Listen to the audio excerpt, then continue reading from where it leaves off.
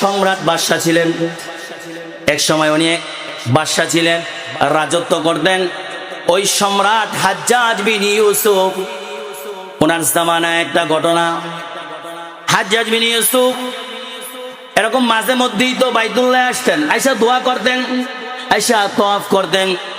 হাজ্জাজ বিন ইউসুফ একদিন মক্কায় আসবেন, বাইতুল্লাহ আসবেন, তো তার যে আশপাশে সিকিউরিটি ছিল তাদেরকে নিয়ে আসছেন, গার্ড যারা ছিল তাদেরকে নিয়ে আসেন, যত বাদশাহ সম্রাট নিয়ে আসছে। তো যারা হাজ্জাজ বিন ইউসুফরে দেখে সবাই কয় গভর্নর আসছে, দূরে চলে যাও, সবাই জায়গা ভাগ করে দেয়, মাঝখানে জায়গা দিয়ে দেয়, এই গভর্নর আসছে, সম্মান।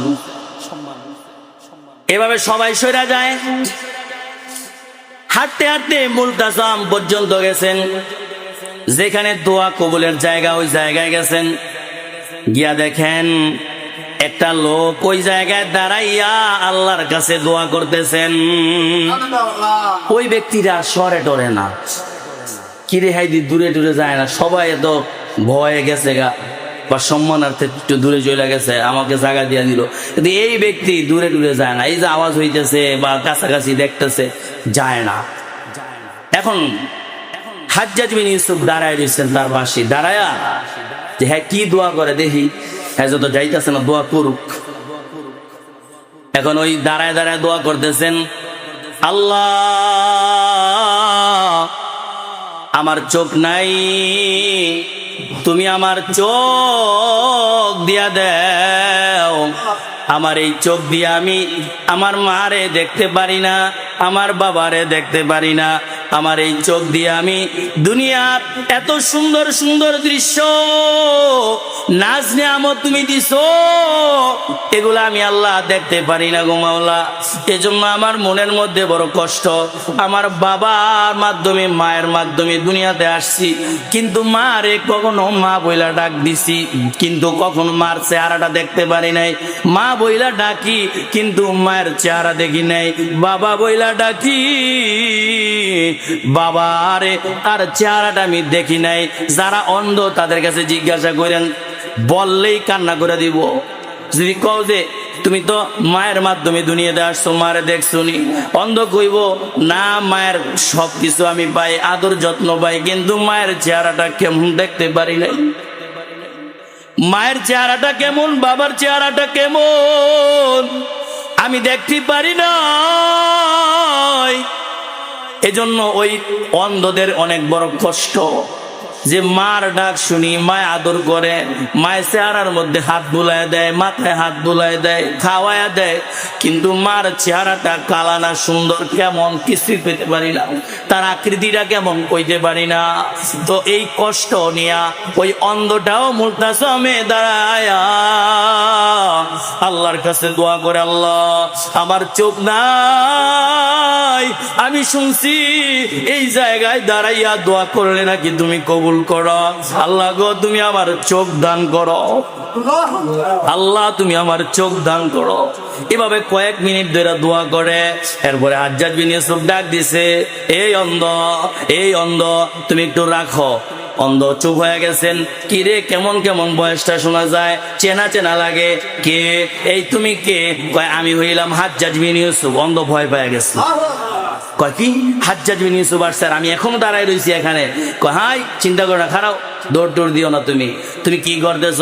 কয় আমি দোয়া করতেছি আল্লাহর কাছে, আমার চোখ নাই এজন্য আমি দোয়া করতেছি আল্লাহ যেন আমার চোখটা ফিরে দেয়, এজন্য আমি দোয়া করতেছি। কয় আচ্ছা দেখি তো তুমি তোমার দোয়া কবুল হয়েছে না, আমি তো অনেকক্ষণ ধরে আসছি শুনতেছি, দেখি তো দোয়া কবুল হয়েছে নি। আচ্ছা বলো দেখি এখানে কয়টা আছে? কয় 5টা। আচ্ছা বলো এখানে কয়টা আছে? কয় 3টা। কারে এখনো তোমার চোখ দিয়া দেখো না, আল্লাহ এখনো দোয়া কবুল করে নাই। এই অন্ধ শোনো শোনো, আমি হাজ্জাজ বিন ইউসুফ এত বড় জালেম, জালেম একজন শাসক, এত বড় জালেম আবার ভালো কাজও করছে।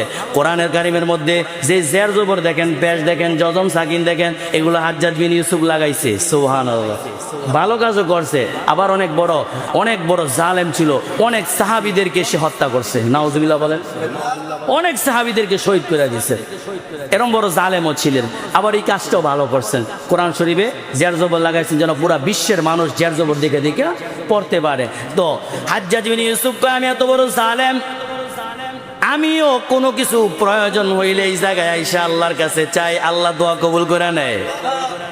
আর তুই অন্ধ, এটা তো বেশি কিছু না, এই জায়গায় দাঁড়াইয়া দোয়া করবি আর আল্লাহ দোয়া কবুল করবে না, এটা হতে পারে না। ও অন্ধ, এখন তোরে আমি বললাম এই জায়গায় বৈশা, এই জায়গায় মধ্যে তুই এরকম বৈশা বৈশা এখন আবার আল্লাহর কাছে চাওয়া শুরু করবি, চাইতে চাইতে তোর চোখটা আল্লাহর কাছ থেকে ফিরায় আনবি। যদি আল্লাহর কাছ থেকে চোখ ফিরায় না আনতে পারো, তাহলে আমার তলোয়ারটা বার করলাম, তোর গন্দারের উপরে রাইখা দিলাম, তোর গর্দানটা আমি কাইটা দেব একেবারে, যদি তুই দোয়া কবুল না করাইতে পারো। কি আস্থা বিশ্বাস নিয়ে বলছেন। অন্ধ বলতেছেন, অন্ধ এখন ভয় পেয়ে গেছেন, তলোয়ারও বার করছে, আমার তো গর্দান চলে যাইব, জীবন চলে যাইব, আমি এখন আল্লাহর কাছে দোয়া করব, আল্লাহ যদি আমার চোখ না দেয় তাহলে তো আমার গর্দান শেষ করে দিব। হাজ্জাজ বিন ইউসুফ এখন তো আল্লাহর কাছে চাইতে হবে, এমনি তো আল্লাহর কাছে চাইবে কান্না করে, এমনি তো চোখ দিয়া কান্না আসে, আবার যখন তলোয়ারের ভয়, এখন তো আরো বেশি কান্না শুরু করে দিছে। এখন হাতটা তুইলা মালিক রে ডাইকা কয়, আল্লাহ আমার দুইটা চোখ নাই, এই ভুলটা জমে দাঁড়াইয়া তোমার কাছে আমি হাত তুইলা কান্দি, আমি আমার মারে দেখতে পারি না, বাবারে দেখতে পারি না, এই জন্য তোমার কাছে আমি দুইটা চোখ আমি তোমার কাছে চাই, আমার চোখগুলা ফিরে দাও, তুমি তো পারো। কিন্তু মাওলা গো, এখন তো আমার গর্দানের উপরে হাজ্জাজ বিন ইউসুফের তলোয়ারটা লাগায় রাখছে, যদি আমার দোয়াটা কবুল না হয় তাহলে আমার গর্দান থেকে আমার কল্লাটা আলাদা করে দিব। ও আল্লাহ, তুমি আমার দোয়ারে কবুল করে নেও। এমন কান্না, এমন কান্না শুরু করে দিল,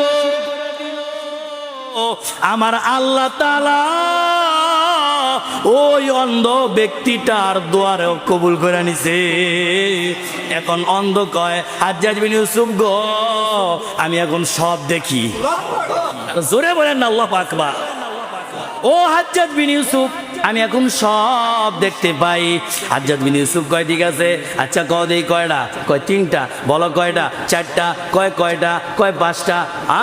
হাজ্জাজ বিন ইউসুফ কয়, আসলেও তো তুমি সব দেখতে পারো। আরে অন্ধ, আমার তো আস্থা আছে, এই জায়গায় দাঁড়াইয়া আমি জালেম বাদশা হাজ্জাজ বিন ইউসুফ আল্লাহর কাছে যা কিছু প্রয়োজন চাইছি, আমার আল্লাহ সব দিছে গো। এখন আমিও এই আস্থা নিয়ে তোমারে বলছি, তুমিও যদি এই জায়গায় দাঁড়াইয়া চাওয়ার মতো চাইতে পারো, তাহলে আল্লাহ অবশ্যই দিবে। অন্ধরে তোমার চোখ তো দিয়া দিছে। ওই যে বাইতুল্লাহ গেলে এই জিনিসগুলো দেখা যায়, মুলতাজম দেখা যায়, জমজম কূপ দেখা যায়। কি নিদর্শন? এই পানি কিয়ামত পর্যন্ত শেষ হয় না।